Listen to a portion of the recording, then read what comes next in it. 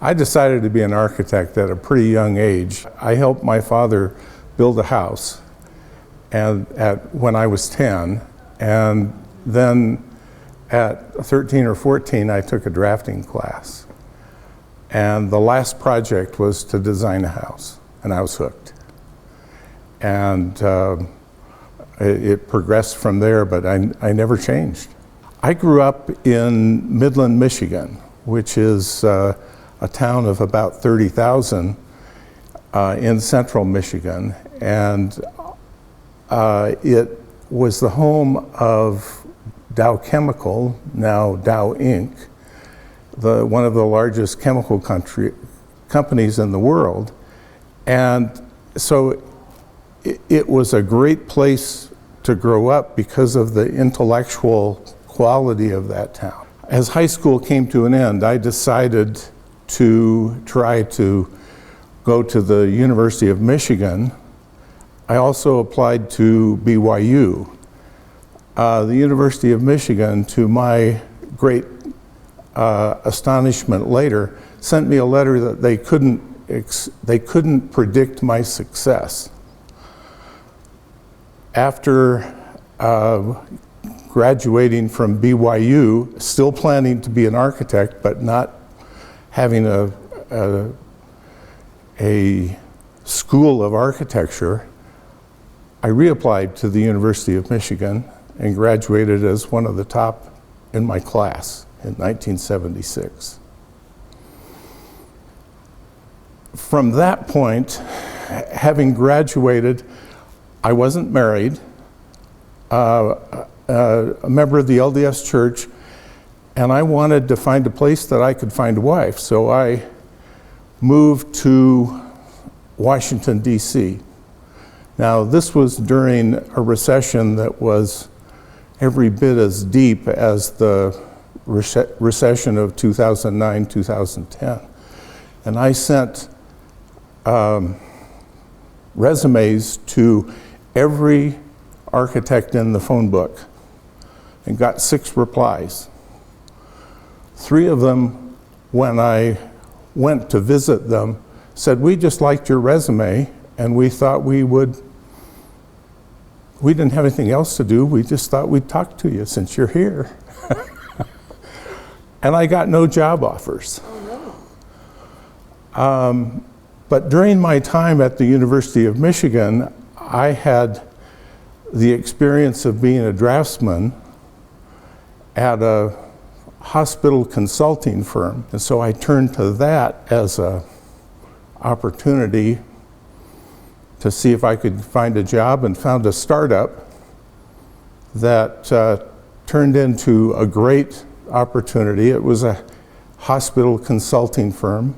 6 months later, we had this was in Washington, D.C., but we had won a project for the federal government in Hawaii with 2 architectural firms that had no healthcare experience at all. And since I was single, they asked me to move to Hawaii. It was hard duty, but somebody had to do it, to be the resident. And this was in early 1977, and I distinctly remember sending sketches back to the home office using a fax machine, 5 minutes per page. I was there for 6 weeks at a time, off and on for 3 years. And during that, the rest of the time when I was back in the States, I was working on other projects. And soon we had a project working for the San Diego Naval Replacement Hospital, and a replacement hospital for the VA in Bay Pines. These are all projects that were driven by the federal government to try to pull the United States out of a recession. So here I was traveling back and forth between Hawaii, Long Beach, California, and Florida for 3 years. A few stops in Washington, D.C. To see what was going on in the office. It was really quite an amazing experience for someone who was just out of school. What I learned through this process really started while I was still in school, working for a hospital consulting firm. They took me to this hospital, and I sat in the emergency room right across from where the registration is. Now, you couldn't do this today because of HIPAA laws, but then I was within, 2 or 3 feet of where they would check in. And in comes a construction worker who was obviously not feeling well. He dropped steel on his toe. They had no place for him to sit at the registration desk. It was a metal desk, a metal, probably steel case, old line desk with a standard on it that had glass in it. And they asked him, what's your name? What's your mother's name? What's your father's name? The 40 questions that you get. And he was obviously not feeling well, and so he turned around to literally sit beside me. And she said, oh, I only have 3 more questions. And he turned around, fainted, and hit the top of the pole that held the edge of the glass. Fell on the floor right in front of me.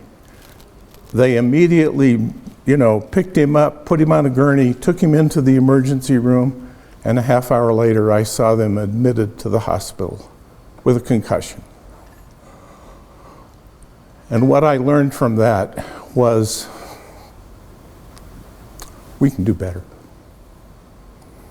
And so with the opportunity to see and learn about hospitals then, and then have the experience of starting to design these hospitals, I was working on what would now be billion-dollar hospital projects, 3 of them, in the very conceptual stages. No architect with 1 year or 2 years of experience ever got to do that. When those projects started to decrease, our consulting activities focused less on designing hospitals and more on operational characteristics of the hospital, which, while it was fascinating to me, I learned a lot, it didn't feed my desire to be an architect. And so at the about 5-year mark, I got restless. I had met another architect locally in Washington, D.C., and asked him if they had a position. It was about a 200-person firm that serviced Virginia. And soon the University of Virginia was ready to do a major replacement hospital in Charlottesville. And we teamed up with what we thought was the best national firm, Hansen Lynn Meyer. We teamed up, and that introduced me to Dick Hansen, who again, I switched and moved to Iowa to be an understudy with him, and learned an immense amount about how to work with academic medical centers, and that led to work at the University of Michigan that I spent 15 years developing facilities there, University of Pennsylvania Hospital, University of Iowa, and so on.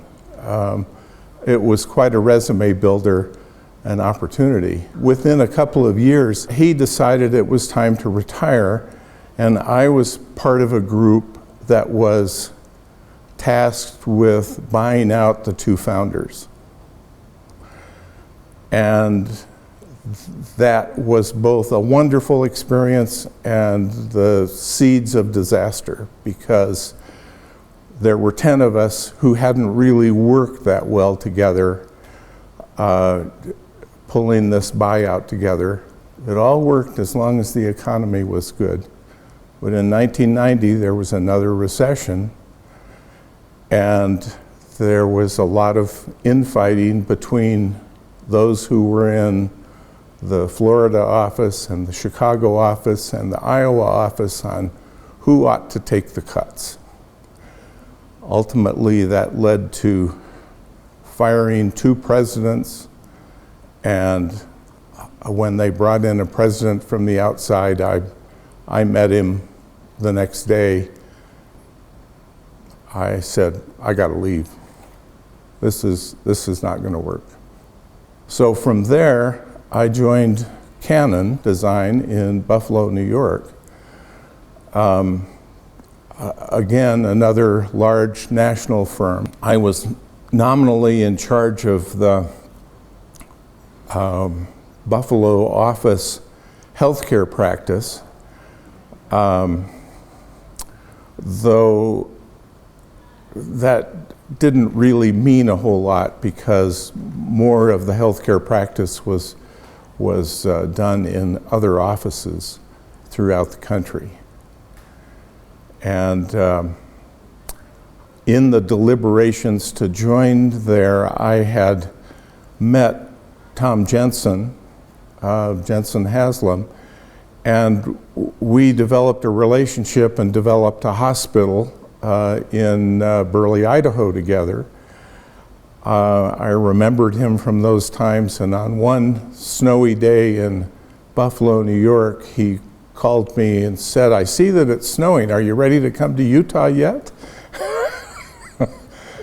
And so in January 1st, 1997, I started here in Salt Lake in charge of the Jensen Haslam, maybe 15, 20 people office in Salt Lake, where the rest of the firm was in Logan at that time. I came with experience and a relationship with the University of Utah as well as Intermountain Healthcare. And we began slowly developing work that we could. My first assignment, almost on the day that I arrived, was to help the hospital in Heber, which was in just awful shape, find a way to replace itself. Well, I lived in Heber, and the study to do that hospital was quite an exercise because it was such a small hospital. We needed only 12 beds. And the issue about the architecture was how to design it in such a way that 40 staff members could operate the whole hospital, most of whom had multiple jobs. The assistant administrator was also the OR director, and on and on. At the same time, we had an engagement with the hospital in Nephi.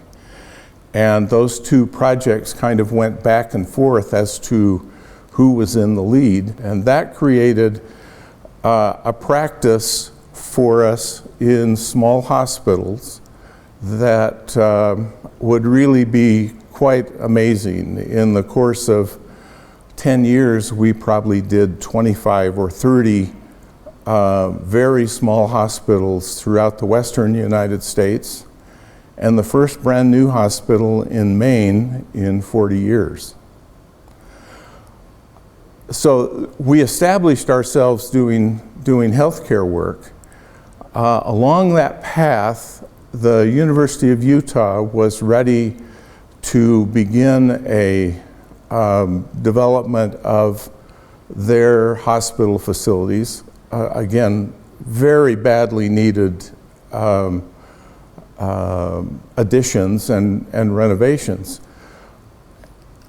One of the local contractors came to me and said, if you team up with Thomas Peterson Hammond, you will win that job. And we'd like to be your partner. I'd not met anyone from Thomas Peterson Hammond, and to my great joy, I got to meet Tim Thomas, who became a dear friend, and we won the project, developed the project. You can see the result today. I'm very proud of that facility because we changed not only the look, but also the quality of delivery of the facilities. Now, how did Thomas Peterson Hammond and Jensen Haslam get together? I was the person who knew both firms really quite well. As we worked on the university hospital project, I actually asked the people from Thomas Peterson Hammond to come, that were working on it, to come take up space in our office so we could work as colleagues. And they did, and we found that we liked them an awful lot. And as that project came to the end of design, I went to Tim and I said, would you guys ever think about joining up, being together? I said, this is an opportunity for two smaller firms to become one of the bigger firms in Salt Lake. And he went back and approached his colleagues, and thus the marriage came to be. Clearly, the Huntsman Cancer Hospital is one, not only because it's beautiful, not only because it's important here, but because I lost a daughter to cancer while we were designing it. And every time I go up there, I'm close to my daughter. We had an opportunity to kind of start from scratch and do healthcare the right way. We spent time talking about what that right way was. Working with me were a physician, Joe Simone, who was vital to the development of the Huntsman Cancer Institute, and the director of the hospital. And we laid out some principles that we said the patient comes first. And through the design process, as we went along, we would ask that question: what's best for the patient? What's best for the patient? And what you see when you go visit that facility is our take on what was best for the patient. That was fundamental to why I was doing healthcare architecture as a specialty. I started out my career visiting older hospitals that had walls that were painted a dull green. And if you've been in one of those, you know. And I asked one of my mentors, why do we see so much green? And he said, have you ever looked at the color wheel? I said, yeah. Do you know what color is opposite red, the color of blood? It's a dull green. And if blood gets on that dull green, it looks brown. That's why. Oh my gosh. That same mentor, as we visited an old VA hospital that was built before air conditioning, I noticed that the operating room suites were on the top floor. And I said, why would you put them on the top floor? We never do that anymore. He said, well, this is a 6-story building. The theory was that flies can't fly up past 5 floors. And I mean, everything about the architecture of healthcare today has changed from when I began my career. One of the committees that I joined of the AIA was the healthcare. It was called a committee in those days. Now it's called an academy. My first meeting was in the AIA headquarters in Washington, D.C., and there were 14 of us. Today, when the academy meets, I don't know, 3,000 to 4,000 people come. We've seen a vast change, and I'm pleased to have been on the forefront of humanizing hospitals. That's why I did what I did. Oh, the changes I've seen in architecture through the years are really quite astounding. And I ought to say at the top, if I hadn't succeeded in architecture, I would have gone into computers. I started out at a time when we drew with pencils on vellum. Quickly, it became ink on vellum, and then trying to figure out how to do computers. One of the interesting things that Hansen Lindmeyer had explored in a lot of detail in their early days was minimizing drawing by using what they called pin register drawing, where multiple layers of vellum would be put on top of each other, much like the layering that now exists in computer programs for developing various disciplines. I saw our industry change through the years in trying to figure out how to adapt to the computer capabilities. I was in large firms at the time, and even the large firms struggled with the financial investment that was necessary to make a conversion. Now, I was at an age that learning what we used to call CAD, and now I'm not sure what we call it, but it was not something that made sense for me to learn. But I did use simpler computer programs on the Macintosh to do a lot of the planning, probably 8 or 10 years into my career, and many of those same tools are used today in the early planning stages, some of which have transitioned. One of the things that I was just most unprepared for, I was made a principal when I turned 35. At 37, as I said before, I was involved in a buyout. Buying out the founders. It was a horrendous task.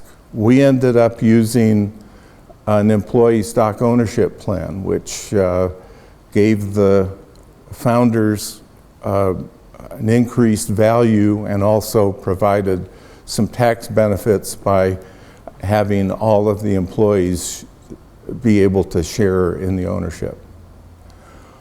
Once I started bringing together Jensen Haslam and Thomas Peterson Hammond, I realized that 85% of the ownership of the two firms was held by people that were 55 or older. And I was the youngest. And guess who was going to get, who was going to have to hold the bag? So I learned from the experience earlier, and we established an an ESOP program that we grew into, and now Architectural Nexus is 100% employee-owned. And that's an achievement that I'm really proud of, because it really is an opportunity in a professional setting to be able to return to those who create the wealth of the company, the value of that wealth. Oh, heavens, yes. I talked about the University of Virginia project. We lost that, but I won the opportunity to be part of Hanson Lynn Meyer as a result. When I first moved to Utah, I had done the studies for the selection of the site and the programming for the McKay-D replacement hospital. One of the greatest disappointments was not being selected to do that. But everyone wins projects, loses projects. You can't let that be too big of a disappointment. You get to do the ones that you're supposed to. Have a vision of what it is you want to have added to the world when you're done. Architecture as a profession can't be just an employment. Or maybe I should say, shouldn't be just an employment. I know that I've changed lives. I know that it matters. I volunteered at Huntsman Cancer Institute after I retired. And I can't tell you how many people, when they squeezed out of me that I had been the architect, thanked me for the experience they had.